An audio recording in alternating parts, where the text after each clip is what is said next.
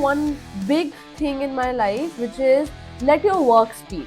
Beyond numbers, what matters the most to me is people, culture, and integrity. So when women come in the industry, they get a lot of discipline.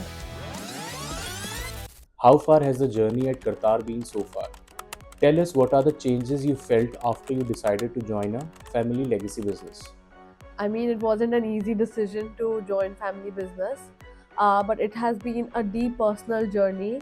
I believe that when you join legacy business, it's not just that you're inheriting systems, but you're also inheriting values, trust, and responsibilities, right?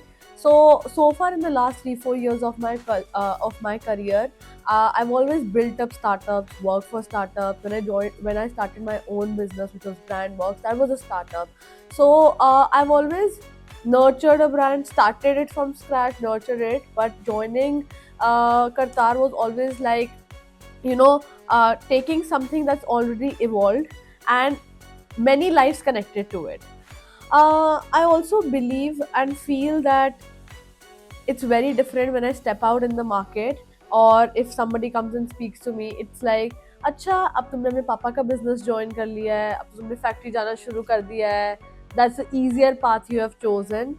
But I feel that starting a startup or starting your own business versus something that's already established, both these things have their own pros and cons, a lot of challenges that come your way. Uh, Taking an established and or a legacy controlled business from X financial numbers to XXX and growing it 3 times, 5 times in the next 5 10 years is even more challenging than starting a startup, because what happens is the easier way or the easier path has already been completed. You know कि यहाँ तक कैसे पहुँचना है, hit and trial method से you have reached the X number. But to reach the X multiplied by 5 or 6 times, it's the difficult path chosen. So that's how you are end of the day judged कि आपने अपना business कैसे grow किया है. In the end, I would like to say that definitely decisions do feel heavier, but they're more meaningful because they impact generations which have been past, future, and the present generation. So tell me, Justine, as a director, what responsibilities matter the most to you beyond growth and numbers? Beyond numbers, what matters the most to me is people, culture, and integrity. And when I say people, I always believe and feel that uh, they are the strongest and the biggest asset of any company. If you know what your team is and you have a supportive team कि कल को कुछ भी हो जाए, they're there standing with you. I think half of what I want to achieve, I've already achieved. So, growth with trust, respect, and fairness is very, very fragile. I'm one of those who deeply cares about how people feel in the environment. I want them to feel proud of the work they do. For somebody who's seen, heard, they have the space to commit mistakes and personally also grow in life. Because for me, personally as a director, I am not one of those who just focuses on professional growth of any individual. I really believe in the fact that if somebody is growing personally in life, you know what their personal achievements of life are. Parallelly, they will definitely automatically grow in their professional lives also. So, if the environment is so strong enough that you've created a secured, strong environment, numbers automatically flow in. That is the very nice thing to say. So tell me, if you have to dedicate a word to women working at Kartar, what would that be? For me, the women working at Qatar means pillars of strength. What has your experience been like in, you are a leader in an industry which is traditionally seen as a male dominated industry? For me, I was in the last 3 4 years of my career, I worked in industries which have been male dominated or are male dominated. And joining Qatar, I think for me it's been more or less the same only. Similarly, male dominated industry. I've come from tech industry, which was male dominated, which is male dominated, and I've come to manufacturing, which is again male dominated, considered to be male dominated industry. But both the industries, what they have taught me is clarity and resilience, and also one big thing in my life, which is let your work speak.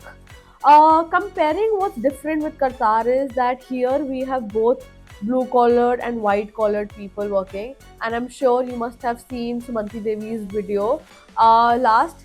One thing I would want to address here is that women in their life play multiple roles as a wife, as daughters, as your sister, multiple roles, being a housewife to managing work and house together. So when women come in the industry, they get a lot of discipline, a lot of ownership for their role, a lot of empathy along lines. Ours was one amongst the first factories where my grandfather started hiring or having employees as women. Only one segment where we focused was packaging, but today if you go around the factory, we have women working on machines, we have women taking leadership roles, we have women as founding members, we have women owning their responsibilities.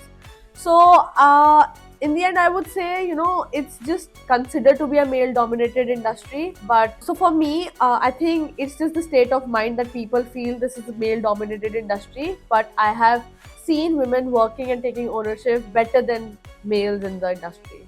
So, Jasleen, if you could describe Kartar's leadership philosophy in one line, what would that be? Qatar's philosophy has been the same for last 53 years. Coming together is a beginning, keeping together is progress, and working together is success. So, what kind of environment do you believe helps women perform at their best? So I believe women perform the best when they definitely have somebody's support. Even at home, if you get your husbands or mothers or parents support, they really perform well. When they're respected and not judged or doubted about. When their decisions are encouraged. And when the growth is based on capabilities and not on gender biasness. Have you seen the role of women at Qatar evolve over the years, and how? Oh, yes, 100%. They're no longer at supporting roles. As I mentioned in the previous question, the only segment where we had them was packaging and labeling. But now, if you go across factory, you will see them on machinery, working on machines. You will see them as big contributors. You will see them taking ownership of work. You will see them as leaders in the company. You will see them having a full-fledged team under them. So definitely over years this has revolved, and end of the day they are the pillars of our company. I'm sure currently people perceive this as the male dominated industry, but in the coming 5 years visibility of women in the industry will be more, and the change has already begun. So, Jasleen, a lot of women might be watching you right now. So, what is that message that you would like to share with young women aspiring to leadership roles? One message that's very close to my heart is no matter what family you come from, who your husband is, who your brother or who your father is, every woman should be financially independent. Why financially independent? Because financial independence gives us confidence, choice, and freedom. Freedom to stand on our own feet, freedom to choose, to support each other, and to live our own dreams. End of the day, it's not about making money or making career, but once we are financially independent, it gives us self-respect and inner security. And that feeling of doing things by yourself, that's very empowering. So this is the message I give myself every day when I wake up from the bed, and this is what I want every woman listening to this video to invest in themselves, to believe in their abilities, and to never underestimate the power of their independence.